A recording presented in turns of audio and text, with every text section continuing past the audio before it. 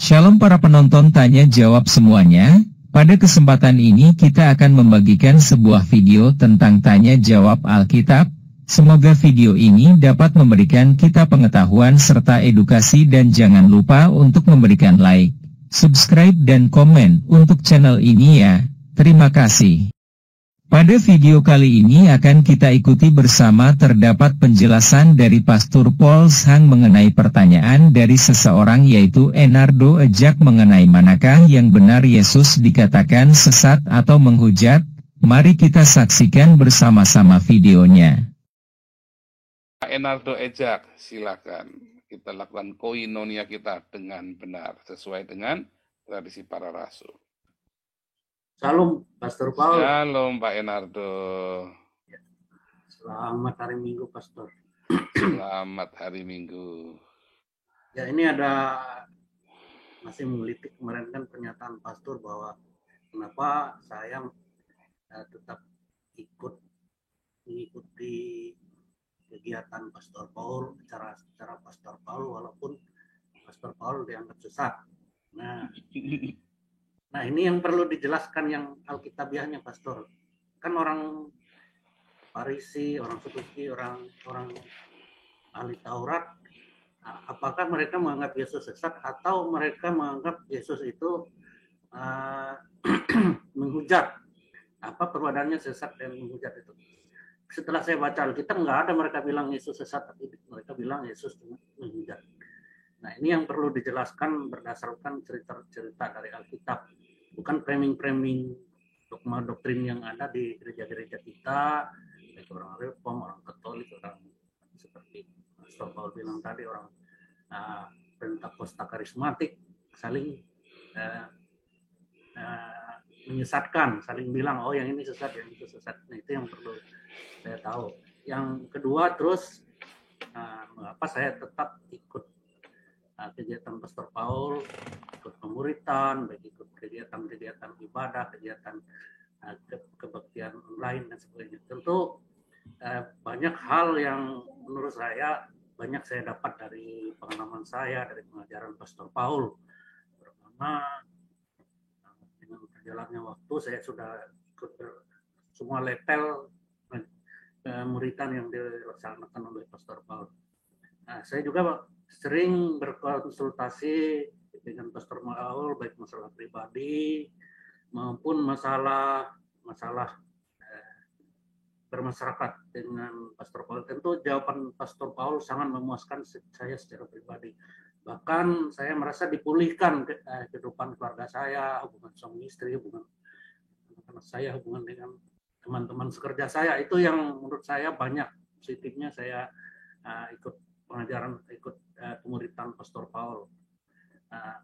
Memang saya kan saya pernah juga konsultasi dengan Pastor Paul bahwa saya pernah ada konflik rumah tangga dan ternyata saya bisa melewatinya dengan bagus, Pastor Paul, dengan berbagai macam permasalahan. Menurut saya sudah dengan saran-saran Pastor Paul, dengan mentoring Pastor Paul, pengembalaan Pastor Paul, saya merasa sangat bersukacita, sangat bersyukur bisa bertemu dengan Pastor Paul, sehingga banyak hal yang dulu saya harus selesaikan sendiri, dengan orang-orang sekitar saya yang tidak mengerti Alkitab. Saya merasa digembalakan di bawah pembalaan atau mentoring dari Pastor Paul. Saya kira itu yang perlu saya sampaikan juga. Dan ketiga, kemarin kan ada ditantang juga saya, karena saya kan sudah dikukuhkan atau diberi penulis oleh Pastor Paul dan sudah berapa kali disampaikan ke forum. Sebenarnya saya bisa ikut berlatih sebenarnya Pastor, bisa membantu dalam pelayanan pagi, menyampaikan perlindungan firman Tuhan, sebenarnya bisa Pastor. Cuma memang saya punya keterbatasan dalam public speaking, jadi memang, tapi itu ada baiknya juga saya harus latih itu, Pastor. Nanti kita bikin kelas satu lagi. Nanti kita bikin kelas. Nanti pada suatu saat saya bisa berlatih di situ. Kelas spesial khusus nanti itu ya, yang yang untuk seperti Pak Enardo. Pak Enardo kalau nggak salah itu ya sudah saya kirim kartu evangelisnya ya. Sudah, Pastor, sudah. Iya, ya. Sudah lama Nggak itu. semua Pastor. ya. Jadi teman-teman yang dari kelas itu tidak semua saya kartu evangelis. Saya melihat yang teman yang sudah menginjil. Pak Enardo kan sering memberitakan Injil ke teman-temannya, sering, dan Pak Enardo sudah tidak bergabung dengan gereja manapun gitu ya. Jadi membutuhkan konyong-konyong dia harus baptis orang kan harus ada kartu evangelisnya.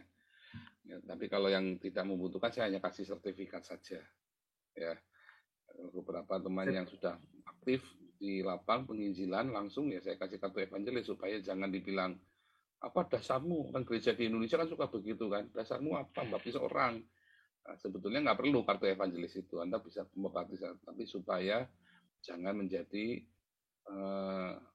ribut sama gereja-gereja, dipertanyakan yang nggak perlu gitu ya. Gitu. Saya pikir itu yang perlu saya sampaikan, Pastor.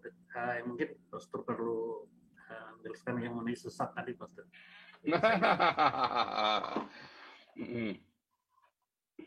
Sebenarnya definisi sesatnya itu apa ya? Kamu sesat sebab kamu tidak mengerti kuasa Tuhan, kitab suci dan kuasa Tuhan. Artinya dia tidak sesuai dengan teks skriptur, ya kan? Karena kamu tidak tahu grafa yang tertulis, ya kan? Kamu tidak tahu naskah kitab suci dan kuasa Tuhan. Ya.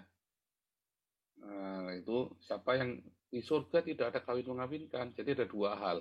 Orang sesat itu, satu yang pasti kalau mengatakan di surga itu ada kawin mengawinkan, ya Muhammad itu sesat. Jadi sebenarnya kalau menurut iman Kristen, Muhammad itu sesat memang. Cuma kan Gilbert nggak berani ngomong Muhammad sesat. Dia ngomongnya saksi Yehova sesat. Apa saksi Yehova sesat? Enggak. Saksi Yehova nggak sesat. Ya, saksi Yehova itu hanya menafsirkan dengan versi mereka. Nah, kalau Islam itu memang sesat. Gereja Reform sesat? Enggak juga. Mereka menafsirkan sesuai dengan versinya mereka. Anda harus menghargai penafsirannya orang lain. Ya, karena satu kata bisa sejuta arti. Satu teks itu, jangan satu kata, jangankan satu kitab. Satu kata saja sejuta arti. Apalagi Anda teksnya panjang, lebar, bahasanya saja sudah ini ya, sudah jauh. Nah, jadi akan mengundang banyak sekali penafsiran. Nah, penafsiran itu harus disertai dengan kasih. Nah, setiap orang selama dia menjalankan kasih dan kekudusan itu nggak mungkin sesat. Kalau dia menjalankan kasih dan kekudusan, tapi kalau ada orang yang bergaya hidup mewah, itu sudah pasti sesat. Karena dia pasti sedang menuju ke neraka. Orang yang bergaya hidup mewah itu relatif gitu ya. Kalau pendeta pakai Ferrari itu sudah pasti jalannya ke neraka. Sudah pasti. Pendeta yang pakai Ferrari ya. Ferrari baru, senang dengan glamour. Dia jalannya sedang menuju ke neraka. Ya. Kurang jelas suaranya. Oke, sebentar. Kayaknya terlalu keras malah ya. Sekarang sudah bagus. Oh iya, makanya. Terima kasih. Ya. Oke, sekarang sudah bagus ya. Terima kasih ya. Oh, dari tadi kurang keras nggak ada yang kasih tahu. Thank you. Oke, sekarang sudah jelas. Ya, thank you ya, Pak Cupektong. Jadi kalau ada pendeta naik Ferrari, hidupnya mewah, glamor, ya senang pakai barang-barang mewah, hamba Tuhan ya, seorang pemimpin jemaat, dia sedang menuju ke neraka, siapapun dia. Ya. Siapapun dia. Karena setiap barang yang dia miliki itu dipertanggungjawabkan diakonianya. Ya kan hamba. Bagaimana bisa dia mau pakai barang-barang yang mewah itu? Mewah itu ya tergantung di mana Anda berada. Kalau Anda tinggalnya di Dubai, Anda kan juga nggak mungkin pakai T120 SS, ya kan? Misalnya Anda menggembalakan di Dubai, ya kan? Misalnya Anda menggembalakan di Dubai, misalnya, tentu ada standarnya. Kayak di Eropa, ya kan? Misalnya saya kemarin ya beli Volvo. Di sini mobil Volvo itu mobil rakyat, ya. Harganya juga murah, 6.000 euro itu cuma 100 juta ya. Nah, kalau di Indonesia, mewah, mobilnya karena ini segala macam. Tetapi Kalau di Eropa orang pakai Ferrari itu masih mewah. Jadi kalau ada pendeta pakai Ferrari orang bingung. Kalau pendeta pakai Volvo banyak, Volvo tua maksudnya ya. Oh, saya kan Volvo tua itu ya, tahun 2009. Misalnya begitu kan. Nah, itu beda ya. Kalau ada orang pakai bergaya hidup mewah, duitnya dari mana ya? Dari persembahan jemaat. Nah, persembahan jemaat, kalau saya kan dari mengajar. Kalau uangnya saya kan dari pemerintah. Karena kesalahan teknis mereka kan administrasi. Jadi kasih uang, makanya saya beli mobil. Ya kan. Nah, tetapi hidup saya kan juga disupport oleh oleh kelas-kelas yang saya ini, yaitu pemuritan itu kan kelas-kelas pemuritan. Terus pantas nggak saya terus bergaya hidup mewah, terus istri saya pakai berlian bergemerlapan begitu, pakai jam tangan Rolex, ya nggak pantas lah. Sedangkan yang membayar kelas pemuritan itu walaupun cuma 500.000 itu kadang-kadang sampai ngeden-ngeden itu bayarnya. Pengen ikut sudah bertahun-tahun baru oke, sudah ada uang saya mau ikut. Kadang-kadang sampai gitu ya, ada yang saya gratiskan, cuman saya hanya orang tertentu. Kenapa? Saya sudah pernah dulu ya, ada orang ikut kelas pemuritan 500.000. Pak saya tawar ya Pak. Ya saya sih bukan nawar Pak, saya itu non komersil Pak. Ya saya cicil ya Pak, sebulan 100.000. Udah dicicil 100.000, habis dia ikut 4 kali, nggak ikut lagi. Dan saya tahu dia orang yang mampu, kan di Facebook dia suka pamer-pamer ini itu gitu ya. Nah, terus dia cuma ikut 4 kali, terus sudah nggak pernah ikut lagi. Nah, itu dalam hati saya. Nah, itulah kalau mentalnya kere itu begitu. Gitu loh. Ya, makanya tuh saya kelas evangelis tidak akan saya gratiskan lagi kecuali yang pemuritan yang dibaptis oleh grupnya kita. Itu saya kasih gratis. Karena itu wajib, malah wajib ikut ya. Semua yang dibaptis di grupnya kita wajib ikut kelas evangelis. Nah, jadi kalau pendeta yang bergaya hidup mewah itu sesat. Hamba Tuhan yang bergaya hidup mewah itu sesat. Jalannya menuju ke neraka. Karena di mana hartamu berada, di situ hatimu ada. Oh, itu beneran ya. Apalagi dia tidak mengajarkan jemaatnya buat berdiakonia. Wah, saya ini buat penginjilan. Ya, penginjilan gundul peang. Enggak. Mereka tidak menginjil. Mereka sedang jadi artis. Ya. Serius ya. Apalagi terus mereka, kalau saya datang ke tempat tertentu, semua mikrofonnya harus diganti. Saya maunya begini, standarnya begini. Wah, nggak boleh ada bunyi nging sedikit pun. Harus profesional. Ini buat Tuhan, Tuhanmu kui. Nah, itu tadi ya. Jadi definisi-definisi itu sudah banyak berubah. Ya kan, ini buat Tuhan harus yang terbaik. Loh iya, memang buat Tuhan itu gak ada yang salah atau baik.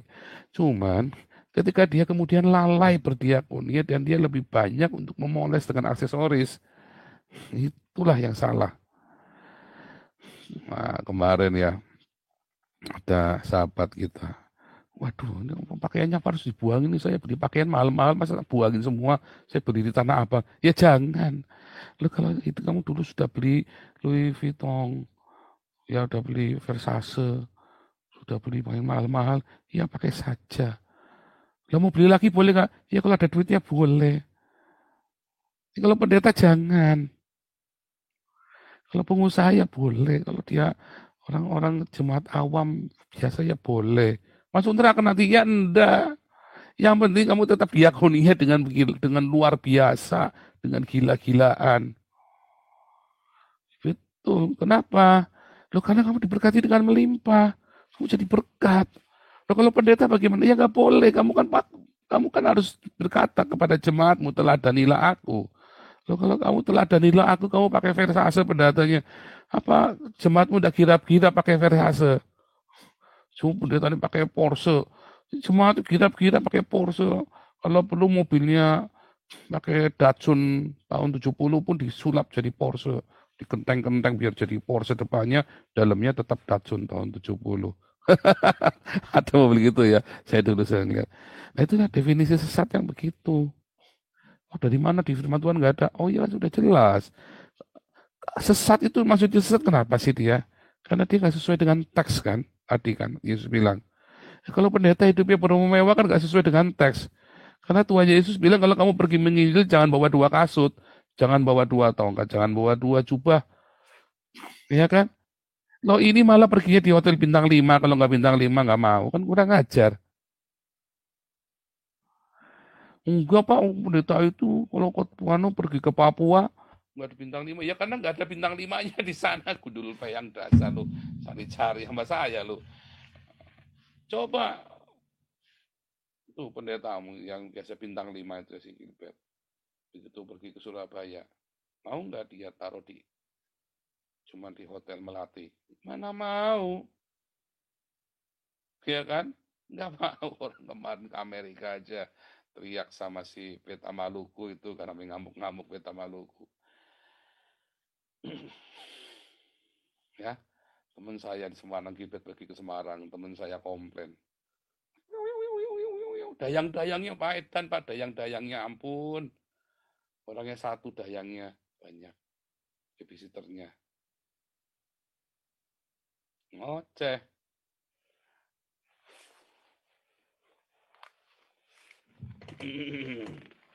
Ya, terima kasih ya. Ini saya lagi aneh karena baterainya tiba-tiba karena rechargeable ya.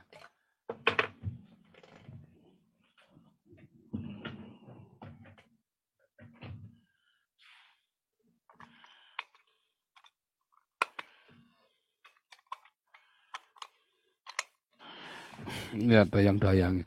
Ya, jadi gitu ya, hati-hati. Satu, sesat itu karena ngatain di surga ada kawin mengawinkan. Kedua, kalau dia tidak sesuai dengan apa yang tertulis di Alkitab. Kan ini baterainya ya, baterainya rechargeable. Apa namanya? Kelihatannya recharge-nya yang nggak bisa penuh. Oke, jadi gitu ya definisi sesat itu ya. Kalau tidak sesuai yang tertulis. Tetapi kalau interpretasi ya nggak sesat. Tapi yang jelas kalau ada pendeta terus bergaya hidup mewah itu sesat tuh, pendeta sesat tuh. Dan masalahnya ya duitnya dari mana? Dari jemaat. Dan dia sambil ngoceh-ngoceh supaya kamu masuk surga, diberkati Tuhan, ayo kasih keperpuluhan. Oh, saya menarik sekali nih, saya mau kasih nih Pak Enardo. Ini saya menarik, ini ada di Facebook ya. Ada di Facebook ya. Saya menarik sekali ini ya. Ini khotbahnya orang ya. Mudah-mudahan masih ada ya, mudah-mudahan ya. Sebentar.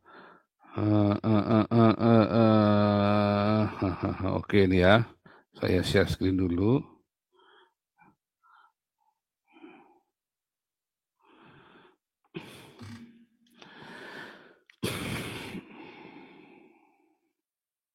Fakir miskin, ke janda-janda yang membutuhkan, ke pendeta-pendeta gereja-gereja di desa. Lagi ya. Boleh nggak saya kasih persepuluhan saya ke fakir miskin, ke janda-janda yang membutuhkan, ke pendeta-pendeta gereja-gereja di desa? Jawaban saya itu hatinya baik banget. Tapi belum tentu hati yang baik itu pasti benar. Saudara nangkep nggak maksudnya? Niat baik belum tentu benar. Karena di mata Tuhan persepuluhan adalah persepuluhan kalau kita lakukan seperti yang diperintahkan Tuhan.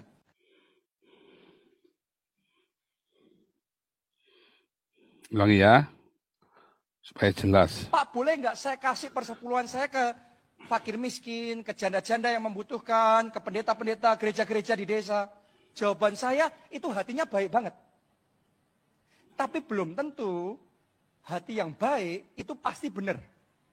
Saudara nangkep nggak maksudnya? Niat baik belum tentu benar. Karena di mata Tuhan persepuluhan adalah persepuluhan kalau kita lakukan seperti yang diperintahkan Tuhan. Iya, yang diperintahkan Tuhan adalah untuk janda-janda miskin perpuluhannya. Iya kan? Kan kita sudah belajar sama-sama kan? Maunya si pendeta ini perpuluhannya kasih ke dia. Nah itu sesat. Nah itu baru sesat tuh tadi itu pendeta sesat tuh tadi. Ya, karena perpuluhan itu dikasih ke rumah Tuhan di Maleaki. Bukan ke gereja loh. Ya, perpuluhan itu bukan kasih ke gedung gereja loh, tapi kasih ke rumah Tuhan di Yerusalem. Dan kemudian oleh para imam kepala dan bendahara di Bait Suci loh, ya bukan terus dikelola sama mereka. Dikelola, perpuluhan tidak diberikan ke sinagog loh, ya. Tidak diberikan ke sinagog, tetapi diberikan ke bait suci setahun sekali, ya. Nah, kemudian dikelola, nah, kemudian dibuka untuk gaji para imam, ya, dan untuk janda miskin, fakir miskin. Itu yang benar, perpuluhan itu. Sudah kita bahas bolak-balik di Embun Pagi ya. Itu tertulis di Alkitab, perpuluhan untuk janda miskin. Ya, itu nggak bercanda ya. Nah, si pendeta ini gimana? Ya sesat ya. Karena dia sedang mengelabui jemaatnya. Ya, jelas. Dia mau kutip perjanjian lama, dia harus kutip semuanya tentang perpuluhan. Tapi kan dia nggak mau kutip semuanya, dia cuma pilih yang buat dia. Nah ini nipu. Nah itu salah satu tipuan dalam jemaat. Ya, lihat ya, Ulangan 26 ayat 12. Ulangan 26 ayat 12.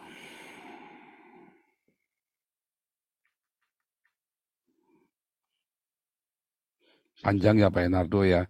Tapi kita memang ceritanya kan lagi cerita ini kan, kebenaran kan. Sambil memang kita cara mengajarnya begini.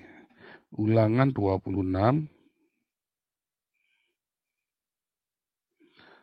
ya. Lihat ya, apabila dalam tahun yang ketiga, tahun persembahan persepuluhan. Ya, tahun persembahan persepuluhan. Engkau selesai mengambil segala persembahan persepuluhan dari hasil tanahmu, maka harus engkau memberikannya kepada orang Lewi, anak asing, orang asing, anak yatim dan para janda. Coba ya, ini kalau kita bikinnya proporsional ya. Ya, berarti berikan kepada satu, ya kan, orang Lewi, 2 orang asing, 3 anak yatim, 4 para janda, supaya mereka makan di dalam tempatmu dan menjadi kenyang. Dan harus engkau berkata kepada Tuhan Allahmu, telah kupindahkan persembahan kudus itu dari rumahku, juga telah kuberikan kepada orang Lewi dan orang asing, anak yatim dan para janda, tepat seperti perintah Tuhan kepadaku. Ya, berarti 25%, seperempat buat orang Lewi, terus seperempat buat orang asing, para janda. Kalau mau dihitung begitu kan, karena pendeta kan suka begitu kan hitungnya kan. Cuman kalau saya fair saja, ya separuh untuk diakonia. Jadi minimum separuh ya dari persembahan di gereja itu sebenarnya untuk diakonia. Jadi kalau perpuluhannya ya ada 1 miliar, maka separuh itu punya diakonia. Itu nggak boleh ditawar. Kalau dulu saya bilang sepertiganya untuk membangun gereja. Oh enggak, ini ternyata ada bea untuk bait suci di luar perpuluhan. Nah itu kolekte itu. Nah itu kolekte itulah yang untuk bait suci. Ini mah enggak dibalik-balik sama pendeta. Yang buat diakonia cuma 10%. Kan kurang ajar. Pendeta pelit. Pendeta kikir.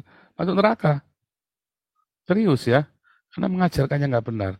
Bikin jemaat jadi nggak benar. Akan adalah lebih baik jika batu kilangan diikatkan di lehernya, kata Tuhan Yesus. Karena dia menyesatkan salah satu. Serem ya? Nah, jadi itulah definisinya sesat Pak Enardo. Serem ya Pak Enardo ya. Kasih Pastor Paul. Iya. Jadi satu orang yang menganggap di surga ada kawin mengawinkan seperti Muhammad itu sesat. Kedua, orang yang tidak sesuai dengan teks, yang mau melanggar teks, dia cuma comot-comot yang penting buat dirinya. Saksi Yehova sesat nggak? Enggak. Karena saksi Yehova itu nggak boleh hedonisme. Ya, tidak boleh hedonisme. Tidak. Sekarang gereja reform yang di Indonesia berani nggak mengatakan bahwa gereja reform yang di Belanda sesat? Mana berani? Coba Muriwali berani nggak ngomongin gereja reform yang di Belanda itu sesat? PKN itu, Protestante Kerk Netherlands yang di Belanda sesat. Nggak berani lah. Kenapa? Gereja PKN, pendetanya boleh homo loh, boleh homoseksual loh. Ya kan? Dan GBI serta sejawatnya mengizinkan hedonisme loh. Hidup mewah. Ya, mengizinkan loh. GBI itu mengizinkan hidup mewah. Saksi Yehova menolak seks sebelum menikah, menolak homoseksual, menolak hedonisme. Coba, mana yang lebih sesat? GBI lah. Reform lah yang lebih sesat. Ya kan? Saksi Yehova di seluruh dunia menolak homoseksual, menolak hedonisme, menolak seks sebelum menikah.